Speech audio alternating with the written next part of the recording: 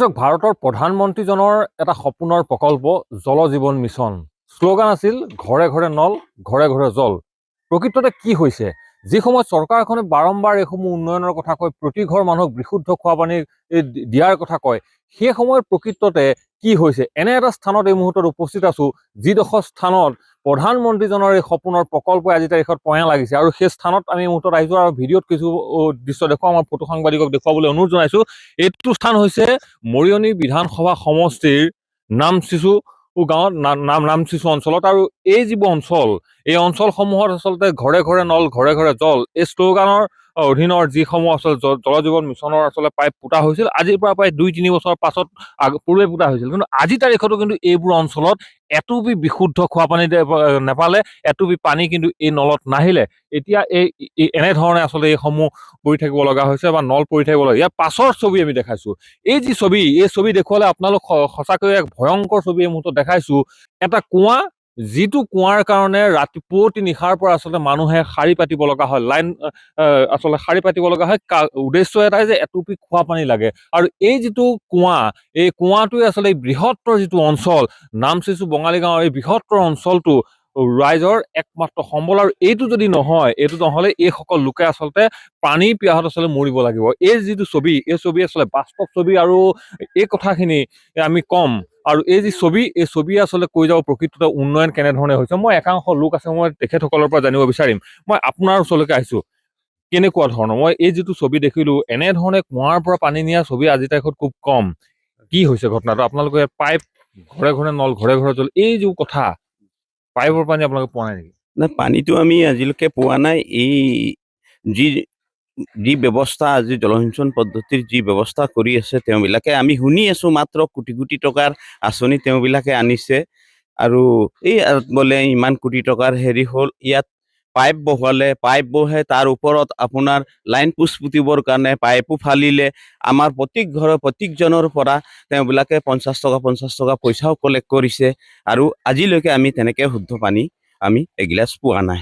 আজি ভাৰত স্বাধীন হোৱা আজি 47 বছৰ কাহিনী বাই উকলিলে, কিন্তু আমি তেওঁবিলাকে, এই ৰাজ্য চৰকাৰে আজি আমাক এগিলাচ শুদ্ধ পানী কাৰণে আমি হাহাকাৰ কৰিবলগীয়া হৈছে। আজি এই অৱস্থাত আমি এই ভাৰতৰ পৰা বিভিন্ন প্ৰান্তলৈ গলগী মানুহ, আৰু এইখন পৃথিৱীৰ পৰা আজি মংগল গ্ৰহতো মানুহ যাবলৈ বাধ্য হ'ল, কিন্তু এগিলাচ পানী আমাক আজি ৰাজ্য চৰকাৰে আমাক যোগান ধৰিব নোৱাৰিলে।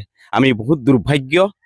আৰু ক'বলগীয়া আমি বিশেষ তেনেকে নিশ্চিতভাৱে আচলতে এটা গুৰুত্বপূৰ্ণ অভিযোগ যে এগিলাচ বিশুদ্ধ খোৱা পানী দিব নোৱাৰিছে এইখন চৰকাৰে। মই আৰু এগৰাকী বাইদেউৰ পৰা জানিম যে আপোনাৰ ওচৰলৈ আহিলো, কেনেকুৱা ধৰণৰ, কেতিয়াৰ পৰা আচলতে ইয়াত আপোনালোকে ইয়াৰ পৰা এইটো পানী বহুত দিনৰ পৰা, যেতিয়া আজাপুৰখালৈকে পানী আমি পোৱাই নাই, ইমান কষ্ট কৰিছো। ৰাতিপুৱা কেতিয়াবা 2টা বজা আহো, কেতিয়াবা 3টা বজা আহো, কেতিয়াবা পানীয়ে নাপাওঁ। বহুত কষ্ট কৰি ইয়াৰ পানীটো মানে আমি নিবলৈ দিগদাৰ হয় ইয়াত। এতিয়া কথা হ'ল যে এই যে নিৰ্বাচন বোলে এনেইতো কোনো নাহে চাগে, জনপ্ৰতিনিধি কোনোবা আহে নাই চাবলৈ আহে নাই? কোনো নাহে, কোনো নাহে। কোনো এই নাহে। যেতিয়া নিৰ্বাচন হয়, নিৰ্বাচনৰ সময়ত আচলতে সেইসকল মানুহ ইয়ালৈ আহে, তেতিয়া আপোনালোকে কি কয়? এই কথাবিলাক কয় নাই যে আপোনাৰ পানী নাই? কয়, পানী আমাৰ ইমান দিগদাৰ হৈছে, পানী দিব লাগে। এয়া পুতি থৈছে, আজিলৈকে পানী দিয়াই নাই। ইমান কষ্ট হৈছে। আৰু মানুহক ঘৰে ঘৰে পানী দিবলৈ, আমি ইমান বুঢ়ী মানুহ খোজ কাঢ়ি কাঢ়ি আহি থাকো, আৰু সেই পানী নাই, ইমান কষ্ট। মই আপোনাৰ পৰা জানিম কেনেকুৱা ধৰণৰ আচলতে এই কথাবিলাক আপোনালোকৰ গাঁওবাসীয়ে বা অঞ্চলবাসীয়ে যিবোৰ বিভাগক আপোনালোকে জনাইছে নে? এই কথাবোৰ জনাই নাই? জানে নে তেখেতসকলে যে পানী নাই? জানে বোলে, আমাৰ ইয়াততো চাই গৈছে, আনকি আমাৰ কুঁৱাটো চাই গৈছে, ভাৰতৰ গগৈ ছাৰেও চাই গৈছে যে এইটো মই ব্যৱস্থা সোনকালে কৰি দিম। আজিলৈকেতো কৰি দিয়া নাই। কিমান বজাৰ পৰা ইয়াত লাইন পাতিব লাগে? ইয়াত 2টা বজাত ৰাতিপুৱা ৰাতি 2টা বজাৰ পৰা লাইন পাতিব লাগিব। তেতিয়াহে পানী পায়, নহ'লে নাপায় আৰু। নিশ্চিতভাৱে আচলতে এয়া ছবি, আৰু এয়া এখন বাস্তৱ ছবি। আৰু যিসমূহ তথ্য, যিসমূহ বিষয় এই মুহূৰ্তত আনিছে যে নিশা প্ৰায় 2 বজাৰ পৰা এই যিটো কুঁৱা, এই কুঁৱাটোৰ কাষত আচলতে এনেধৰণে মানুহে শাৰী পাতিব লাগে। উদ্দেশ্য এটাই যে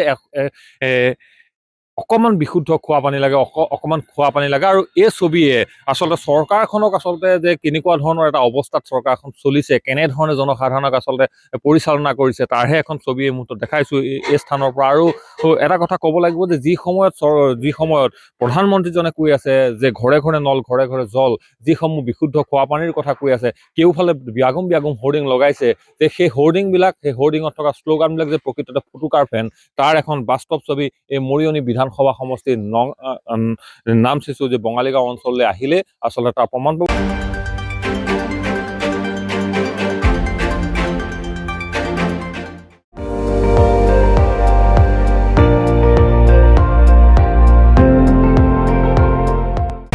আপুনি চাই আছে ND24, সৰ্বশ্ৰেষ্ঠ নহয় সৰ্বোত্তমৰ দৌৰত।